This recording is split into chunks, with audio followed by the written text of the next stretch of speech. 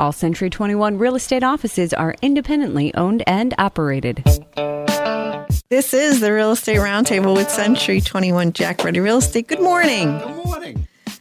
I'm Jackie Ruddy, broker, and with Pat Devaney, fellow realtor and husband. How are you today, my dear? Marvelous. How are you? Wow, I haven't seen you in like a minute. Yes. And DC, our producer, is joining our conversation today. Hey, guys. Thank you. All right. You're always here, behind the scenes, quiet. Nobody knows you're even here. Yeah. But you work your magic. Thank goodness for your magic, Okay. DC. It's my pleasure. All right.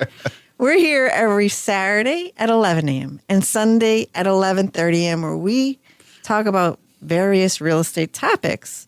We have a full-time real estate office with many exceptional realtors. We have been guiding, assisting, and advising clients in real estate matters for 50 years. Wow, 50 years. During the week, feel free to email us with any questions you have, or if you'd like to suggest a topic, send it to us. It's at questions@jruddy.com. That's questions@jruddy.com. Or you can give us a call at 570-344-6724. When you're at jruddy.com, click on the webcam tab and see what's going on at Dunmore Corners. View our listings, search the MLS listings, and listen to archive radio shows by going to mobile-friendly jruddy.com, jruddy.com, where we also have a list of all our popular podcast apps that our real estate radio show is offered on. And if you are a podcaster, you can also search for the Real Estate Roundtable with Jackie Ruddy. We should come up and give us a listen there if you so choose. Okay, and I always like to mention periodically, not every week or every show, but we are a Century 21 Quality Service Award winning office continuously year after year. So I like to get that in there. Our clients are very satisfied with our services. And we have listeners all over the place. We have people in Brooklyn, Bobby and Regina. They listen to us. And Eileen and Jimmy. Eileen in Long Island, and Jimmy, and Barb and Jack locally, and my friend Billy, who's probably working out in the yard. Yes. So hello to all. Yes. Thank you for listening, our faithful listeners. All right, we're going to talk about what's going on these days in real estate. And I have from fortune.com a look and a list of the 10 most overvalued markets and the premium that buyers are currently paying. Would you like to know about that? Yes. What could possibly go wrong with an dear. What could possibly, I don't understand. The sky's the limit. Right. So listen to this. You think our market's on fire. Boise City, Idaho is at number 1, and the premium that buyers are paying 80.64% premium. Number 2, Austin, Texas. That's nice. If you like, it's kind of like Greenwich Village, but it's hot. At 51% premium. Ogden, Utah, number 3 at almost 50%. Provo, Utah at 46%. That sounds like a nice premium. place. Detroit, Michigan. I never would have thought that would have made the list, but at 45.57%. That market took such a hit. That was so beaten up for so long. Yeah, right. So it's just coming back. Spokane, Washington, 45%. Salt Lake City, Utah, 42.4%. Phoenix, Arizona, 42.3%. Las Vegas, Nevada, 42%. Stockton, California, 38.5% premium. So almost all of these are west of the Mississippi. Right. Almost all of them. And there are some, for those that are thinking, oh my gosh, let's give them hope. There's still some bargains out there. In Virginia Beach, homes are selling for a 2.46% discount, and you can get a home in Honolulu, and this is where I think you and I should focus our attention, at a rate nearly 5% below where it should be valued. But for a market that was always insanely out of reach. Yeah, it's right. Hawaii's kind of out of reach. When you think it's only In like more 12, ways than it's one. only like 12 hours away on a plane. But it's so beautiful. That'll wear out. They'll be sick of that quick. I know. You're stuck on an island, right? You say, I missed the snow? No, well, wait, that'll never happen. I'm sorry. Okay, so according to the Pennsylvania Association of Realtors, housing affordability hits decade low, but Pennsylvania cities named some of the most affordable in the United States. Always has been. Yes. So 43% of existing homes that are sold from the beginning of April through the end of June of 2021 were not affordable to families who earned the median income in the country. And the median income in the country is $79,000, just under $80,000. And 56.6% of existing homes sold in the second quarter were affordable. That's down from the first quarter of 2021. The median home price skyrocketed to over $350,000 in the second quarter, and that's an increase of $30,000 from the first quarter of 2021. So housing affordability is now at its lowest level in a decade. So this is across the country. Right. 3 of the top 5 most affordable housing markets, and that's with a population of at least 500,000, are right here in Pennsylvania.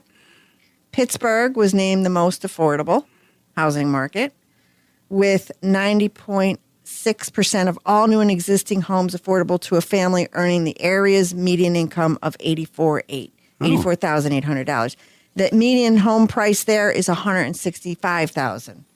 The Scranton, Wilkes-Barre, Hazleton area was named the 4th most affordable market, with almost 90% of the homes deemed affordable.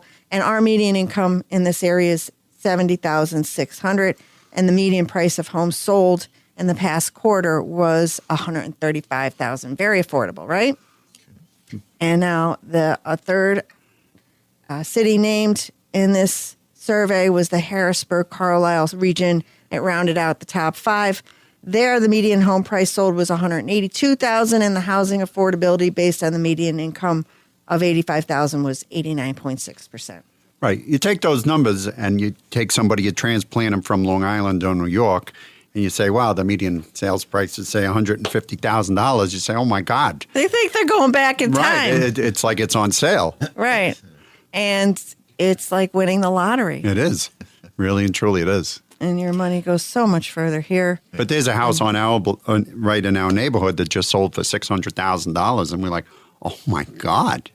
Mm-hmm. Oh, my God. I never thought that house would go for that number, but it did.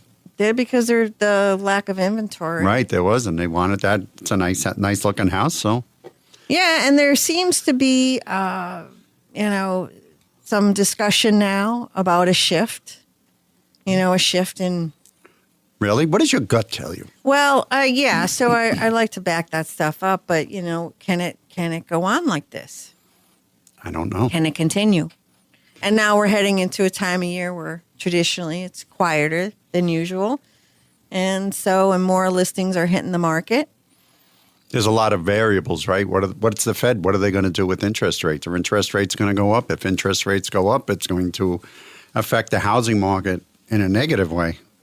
So there's a lot of variables. Who knows? Is the government going to keep printing money like crazy? Who knows? Who knows? Right. But your gut kind of tells you that what goes up must come down, right? Because you've been down this road before. Mm-hmm. You've seen it before about 10, 12 years ago. Mm-hmm. And we were kind of the same thing. Yeah, but my gut, when everything was shut down and COVID and, back in March of 2020. You thought we were in big doo-doo. I thought it was the end of my life as I knew it in terms of, real estate. And I thought we were done. Who knew that 2 months later we were going to be overwhelmed. It was the complete opposite. And in states where they were allowed to, where housing was deemed. Oh, you're not essential. Essential. Oh, housing's not essential. No, it's not essential. But liquor stores, they're essential. Yes, right. yes. You got to have your priorities. Okay. But when we were finally opened, the last of, the remaining, most housing markets in most states had opened up well before we were allowed to. They were telling us. And so it was, we were able to prepare. And my reps at Century 21 were able to prepare our realtors. Listen, you get ready because once it opens, you're going to run. And we did, and we haven't stopped. But I think that eventually it's going to have to. Well, I'm seeing certain trends that in certain markets, like out in Spokane, they're saying listings that are on the market for 30 days, 20% of those listings are now reducing their prices. The sky's the limit. Like if I'm going to sell my house at the beginning of the year, and I put it up for 150, and now I'm getting offers for 160, 170. As a neighbor, the neighbor says, well, I'm going to list my house for 185, thinking that they're just going to keep going and going and going and going. But it's got to stop somewhere. The houses won't appraise. They're saying, I'm going to give you $200,000 for 100. And it is happening in this market where they're not hitting appraised value. And then what do you do? Right. What do you do? What's the process? Well, if the buyer really wants it, they're making up the difference. And what if they don't have the funds to do that? Right. Then right, is the seller going to come down? It's a choice. Usually they don't want to come down. The buyer can't come up. So what happens? You're back to square one, right? Mm-hmm. But like we have someone right now, listing of ours that it's been on the market for some time. And so our agent is talking to me about what they can do to help this person sell. But I know the answer. The owner is insistent that Zestimate is the true value of the home. Of course it is. All right. So Zestimate, Zillow, right? Zillow, Trulia. Right. Yeah, so give me a... These computers in the internet and these websites, you can plug in an address and you come up with... But I wish real estate was that simple. Right, don't they know that computers, of course, they know that the differences in the neighborhood between Dunmore and Scranton. I mean, it's the same zip code, but it's an algorithm that doesn't take into account many factors. Absolutely. Many variables. Right. When I was a kid in Brooklyn, there was one block you want to be on, and you go 2 blocks down, and you say, that's the block I don't want to be on. But does Zestimate know that? Mm-mm. No, the Zestimate doesn't know A from B. It doesn't know anything. But on the other side of it, if there were several foreclosures in the area, what would that do to the value? Bring the numbers down, and foreclosures are going to be coming. They're going to start allowing them soon. And when they put that number into the mix, it's going to drive everything down. So what do buyers want? Free homes. No. Well. Garages. Buyers, what are buyers looking for? And sometimes they have to sacrifice their wish list, right? So they're looking for... Do you mean life is a compromise? Sometimes it is. And but what is non-negotiable for buyers, right? So this is according to Realtor.com, and also the Pennsylvania Association of Realtors passed this on. Buyers have definitely shifted their priorities due to the pandemic. 20% of respondents said they valued a quiet location. And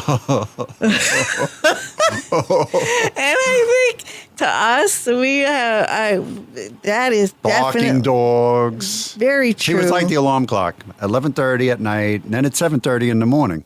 So if you didn't get your 8 hours in between those, you were getting up. And the parties. Oh, I love the parties. I was never invited to any of them. I wonder why. I'm the fuddy-duddy neighbor. All right, yeah. While 25% of respondents said they wanted an updated kitchen, 24% said, what's important? Garage. Right. How did you know that? Because I know. An additional 24%, they wanted a large backyard. Then you got to cut the grass. I don't want a large backyard. I know, but some people do. Okay, you got kids. You're right. And they also are thinking of their extended family members. 65% report that they want to be near them. 30% report they want to... Be far away from them? They want to be able to visit or have them stay with them part-time. So they need that room, more room. Right. How about a wing? A wing! Separated by a double brick wall. No. Well, we did that. Remember when we did the house over? We says, we have to have this room so my mom and dad can visit. Once they stayed there. Once, yeah. Then the next time they stayed at the hotel, they didn't like our house, I guess. And 20% said they want their extended family living with them full time. So consumers are no longer placing as much value on short commute times because they can work from home. Mm-hmm. And that used to be one of the driving factors in location where they wanted to be. 9% said a short commute was a priority. 4% said smaller square footage was their goal. Both a decrease since the pandemic hit.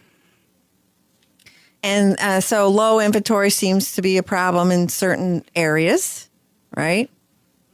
And most buyers still know they have to act quickly and efficiently. And I can't tell you how many times they're acting too quickly. And then they're finding out, what did I do? You get a little buyer's remorse. What do they say? You told me this a long time ago, or maybe your dad did. When a home is new on the market, what is it like? It's like a loaf of bread. Everybody wants it when it's hot and fresh. But after it sits around for a little while, it's not as appealing. Stale. It's getting a little stale. That's right. And getting back to your point earlier, like if something in this market, in whatever area in this local region, isn't sold within the first 30 days, it is definitely, I'm going to help you out there to see what it's really like, since I'm not talking to you directly and we're not in a relationship. Maybe you can hear these words. I'm going to try to break through some denial here. Okay. All right? It's not sold within the first 30 days. And I do expect my fellow realtors from outside offices to call me and thank me for this. It is the price. Always. It is the price. Always. The price has to come down. It's overpriced. Your house is overpriced. It's not because it's not in the newspaper enough. It's not because we didn't have an open house. It's not because I don't have the best foo-foo photographer in the world. It's because It's overpriced. it's overpriced. Oh, all right. And that's really hard to hear. Do we skip anything there? No gray area. 35% of buyers said they check the listings daily. And they're going to Realtor.com, Zillow.com, Century21.com, but they're checking listings daily. And 28% said they plan to offer more than a 20% cash payment.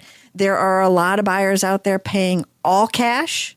And when you are competing against an all cash buyer, a lot of times you may lose out unless your terms are wonderful. And that's what you have to talk to your realtor that you are working with, your buyer agent, about, because Cash is king. Yeah. Nothing beats cash. If I have a cash offer and you're selling a house and say, listen, we can close in 3 weeks, no financial institutions involved. Right. What are you going to say? that's an extra layer of red tape. Yeah, you're in. Where do I sign?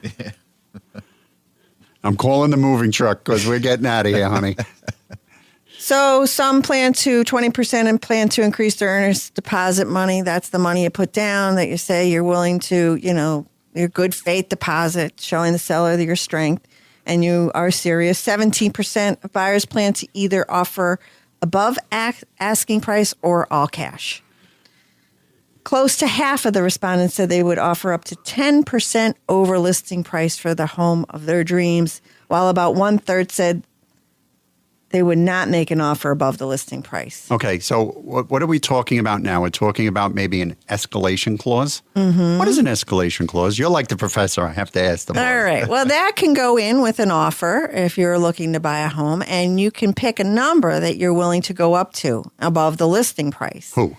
The buyer. The buyer. Right. Okay. In increments of. And again, that's based on what your discussions are with your realtor, your buyer's agent. So if you find a house for $100,000, but you don't want to lose it, and you're pre-approved, say up to $150,000, and you think that this house would be every bit worth $125,000, you can put that in the escalation clause that you would go up to that number, as long as it's beating out another offer. So if the highest offer that you're competing with is coming in at 110, and see, you don't know what's going on, what these other offers are, or you really shouldn't know. I'm going to hope that my fellow realtors out there are practicing real estate the way it's intended to be. So if the offer is 110 that you're competing with, and you're willing to go up to 125 in increments of 1,000, you're not going to have to pay that 125. You're going to beat out that 110 at 111. Okay. Does that make sense? Yes. Yeah. But that escalation clause, because how many times have I gone back to a buyer over the years that I've been working with a buyer, and I say we didn't get the offer, and then they find out 2 months later what it closed for. So they were going to pay 115, but they went in at 110. We didn't have this escalation clause to work with. Oh, I would have paid 115. Right.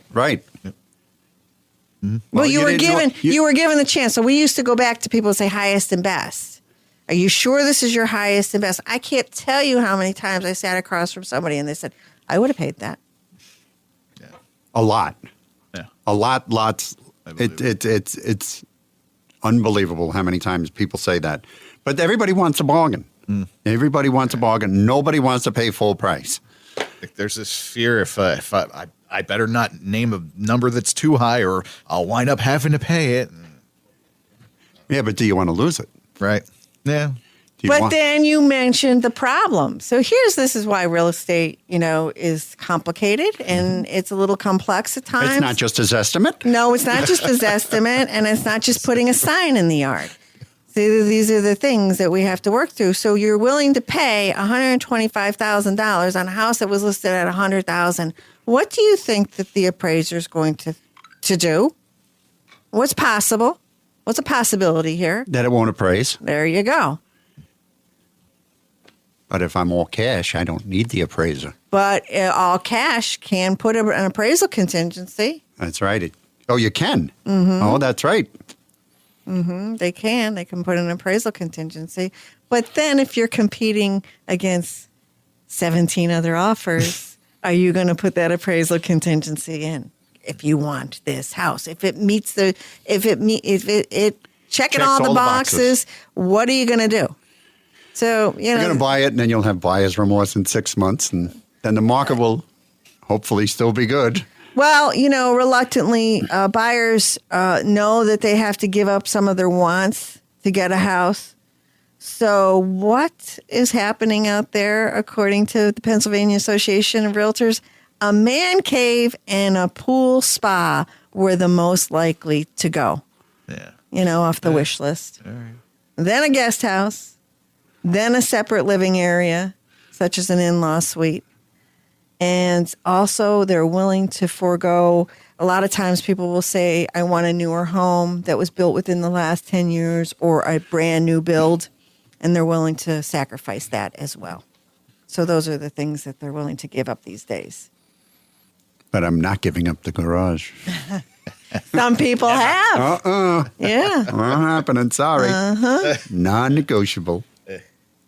We're not even going to look at it if it doesn't have a garage. A big garage.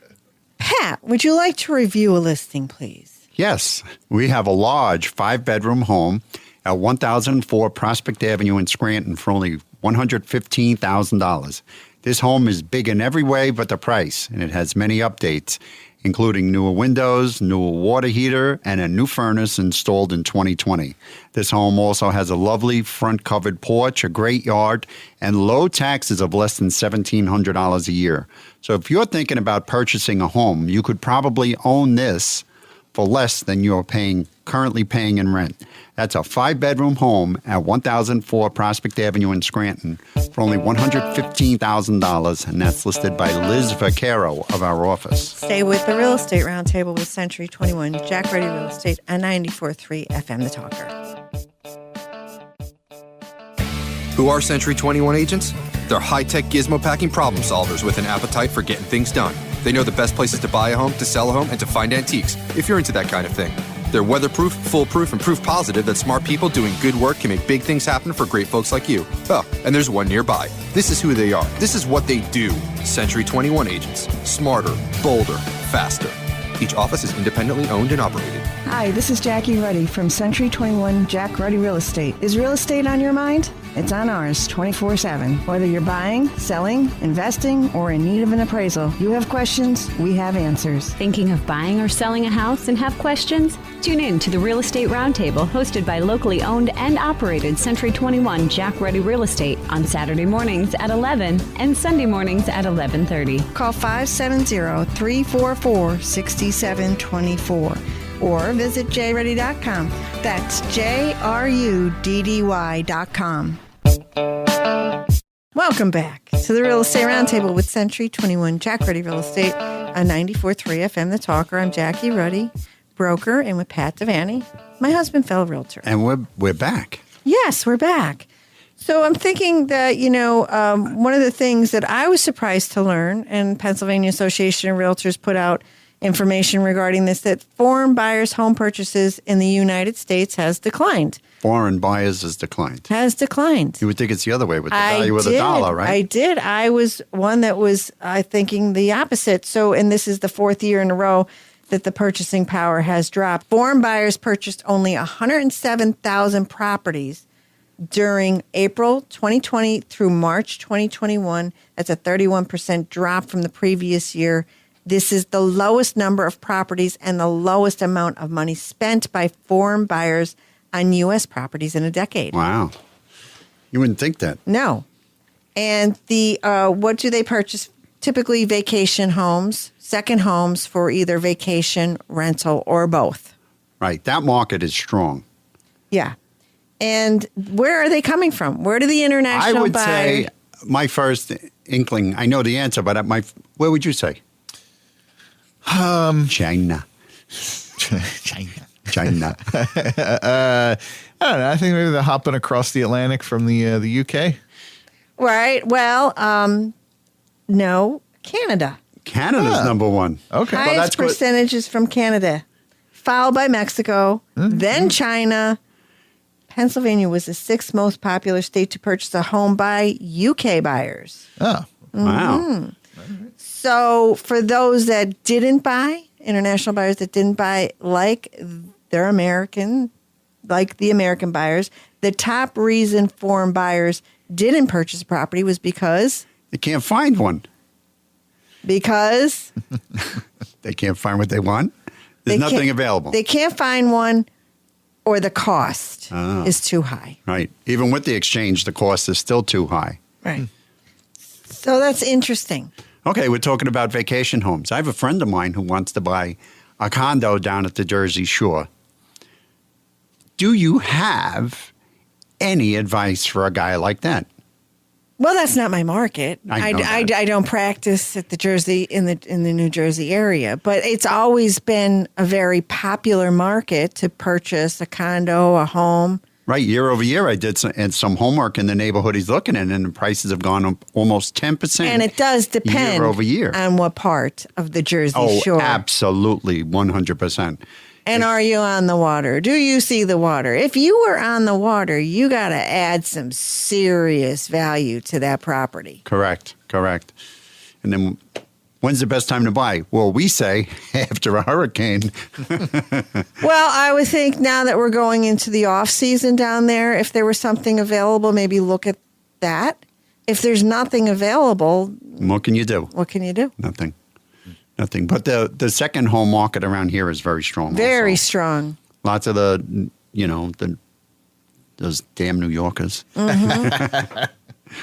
New Yorkers. Big city folk, even people from Philadelphia and parts of Jersey are coming this way. Yes, absolutely. Right, not just the New Yorkers. So we see the license plate. That's what somebody told me. They said they're two-platers. I was like, what do you mean they're two-platers? Well, they have two license plates on their cars. I was like, I'm finally getting in. I know what's going on around here. Where were we? Where were we recently where we were on a stretch of highway where we were surrounded by New Yorkers? And I was appalled. It was probably 81. Like, oh my God, we're the only PA license plate. Yeah, it was. All right. Would you do a listing for us and we'll close the show, please? Yes, we have a beautiful this is really nice. It's an updated duplex at 1614 Linden Street in Scranton for $279,000. This building, it's got 2 3-bedroom apartments, one on the first floor, one on the second floor. This building has been completely renovated and everything is new inside and out. You walk up to it, you can tell it's been renovated. The building has been painted, the electric's been done, the plumbing, it's got new kitchens, and it's got separate utilities for each apartment, including water, sewer, and heat. It's close to the University of Scranton and to Geisinger Medical Center. That's a like-new duplex with 2 3-bedroom apartments at 1614 Linden Street in Scranton for $279,000. That's listed by Aaron Pierce of our office. Don't forget to tune in next Saturday at 11 a.m., Sunday at 11:30 a.m. to listen to more of the Real Estate Roundtable with Century 21 Jack Ruddy Real Estate on 94.3 The Talker.